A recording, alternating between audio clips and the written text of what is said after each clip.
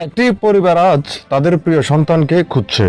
হয়তো আপনার একটি ছোট্ট সহায়তা তাদের জন্য অমূল্য হয়ে উঠতে পারে।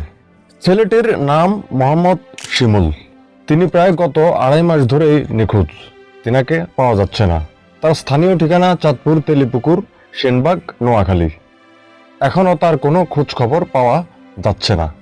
যদি কারো কাছে সামান্য তথ্য থাকে, অনুগ্রহ করে জানাবেন ঠিক এই নাম্বারে। স্ক্রিনে নাম্বার দেওয়া আছে, এই নাম্বারে জানাবেন। একজন সন্তান হারিয়ে যাওয়া মানে শুধু একজন মানুষ নয়, পুরো একটি পরিবার হারিয়ে যাওয়া। একজন মা প্রতিদিন দরজার দিকে তাকিয়ে থাকেন, হয়তো ভাবেন আজই বুঝি আমার ছেলে ঘরে আসবে। একজন বাবা রাতের পর রাত ঘুমাতে পারেন না, অশ্রু গোপন করেন। এই কষ্ট শুধু পরিবার নয়, আমাদের পুরো সমাজের।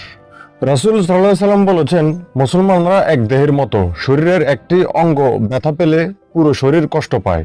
ঠিক একইভাবে একটি পরিবারের যদি একজন হারিয়ে যায়, গোটা পরিবার যেভাবে কষ্ট পায়, একটা সমাজও ঠিক সেভাবেই কষ্ট পায়।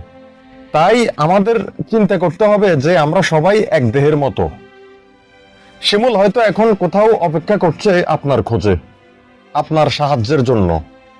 আপনি যদি কিছু দেখে থাকেন বা কোনো তথ্য জানেন, অনুগ্রহ করে যোগাযোগ করুন স্ক্রিনে দেওয়া নাম্বারে। কারণ আপনার সাহায্যের জন্যই হয়তো এই শিমুল অপেক্ষা করছে। হয়তো আপনার একটি কল একটি মায়ের চোখের পানি শুকিয়ে দিতে পারে। আমরা সবাই মিলে চেষ্টা করি, আসুন শিমুলকে ফিরিয়ে আনি। রাসূল সাল্লাল্লাহু আলাইহি সাল্লাম বলেছেন, যে তার ভাইয়ের প্রয়োজনে সহায়তা করে, আল্লাহ তার প্রয়োজনে সহায়তা করেন। সহিহ মুসলিম।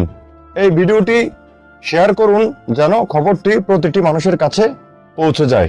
একসাথে চেষ্টা করি একটি হারানো সন্তানকে ঘরে ফিরিয়ে আনার জন্য।